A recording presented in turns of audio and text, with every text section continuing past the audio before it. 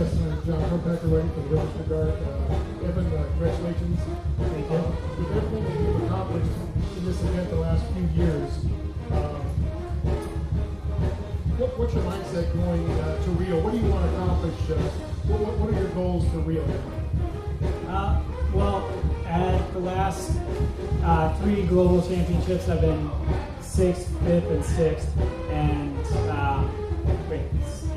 6th, 5th, and 6th. And last year, with how well my summer went, I kind of, in my mind, thought that like my race in Paris meant that I should medal, and I put a lot of pressure on myself in like a very short amount of time. I had to change my mindset from thinking I could medal to thinking I should medal, and I think that was a mistake mentally. I think it kind of just stressed me out a little bit too much, and I think it affected my race for sure.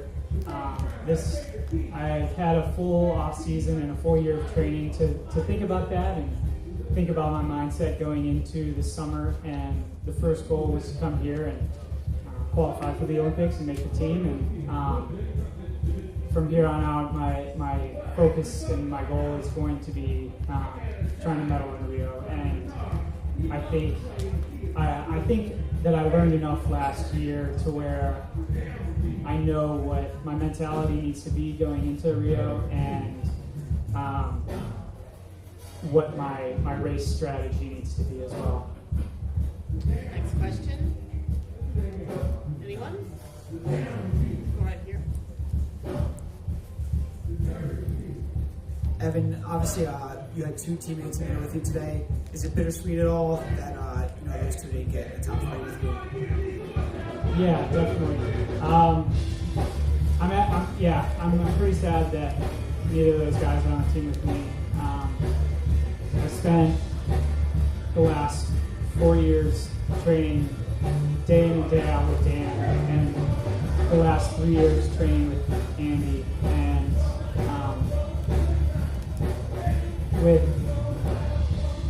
with everything that Dan has done in his career and everything that he's achieved, and for him not to have made an Olympic team is a tragedy in my eyes. He has worked so hard the last 4 years, and he got himself into the best shape of his life last year. He had such an incredible year last year, finishing 5th at the World Champs after never making a final on the global stage. I wanted him on this team so that, especially him, just because of what he's done.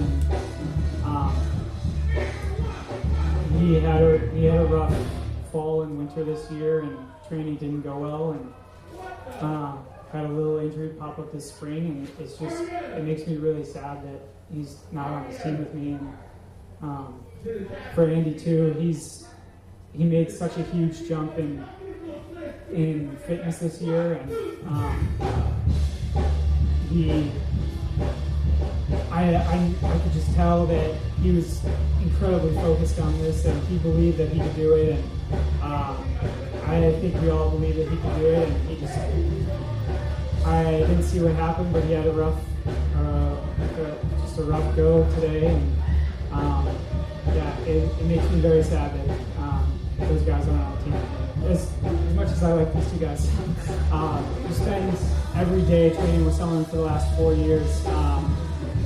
You want it as bad for them as you want it for yourself. So, yes, I'd probably say I'm more sad for them than I'm happy for myself. Yes, for Hillary, I want to be clear, you did not start running competitively until you joined the U.S. Army in 2013, is that correct? No, I ran Ohio State, but I graduated in 2011. And then I stopped running for 2 years until I changed the military. So I started running again in 2013, but I was just doing it for fun. I didn't realize I was going to be running competitive until April this year when I ran 8:30. because I work full time. I just train until 9 and then go to work 9 to 5:30. And I didn't realize I was going to be here. It's been about 3 months. I'm excited to be here. Hillary, could you tell us when you sensed that you could get up in the top 3 and describe that last 600 meters? The last 2 laps, the race went the way I thought it was gonna. I thought it's gonna be in the last 800, and when the 4 guys went at the front, I didn't want to go with them because I thought it's gonna be really fast, and I didn't want to die before the last 400. So the last 400, I realized the 3 guys was coming back, and that's when I tried to make my push, and I didn't believe I was going to make the team. I just came here to do it for fun, but I've been feeling strong the last 2 months, and I'm excited to be here. Right here. And then the gentleman in the check shirt, or I'm sorry, in the blue hat, and then that's it, guys. Don, am I okay? Go ahead, you're fine. There was a lot going on for you the last lap. Could you tell us what was going through your mind when it wasn't so good, and what happened when things started changing? Yeah. Yeah, sure. Going into the last lap, I think it was Andy. Andy was making a move, trying hard to close the gap, make contact, and I just tried to cover that gap and stay on him. And it wasn't really going so well. And started to have those feelings of doubt in my head, thinking, am I really going to be able to pull this off? Is it too late? And right as I was getting pretty pessimistic about things, Hillary just blows by me in the backstretch. Almost had insult to injury. But I'm not very proud of my race, but I am proud that I stayed positive and stayed in it as much as I could, knowing that things go wrong, especially in the Olympic trials. And so I feel really bad that it happened. The 2 guys who were in front of me that both ended up behind me. But I am proud of the fact that I stayed in it mentally, didn't give up. I don't think my race really deserves Olympian status, but I'd say my attitude throughout does. Right, we're gonna, last question. Yeah, Hillary, take us through your last 200. Do you remember anything going into the water jump, if there was any contact or anything like that? I don't remember any contact. This is the second question they asked me, but I don't remember any contact. I just felt like two of the guys fell behind me,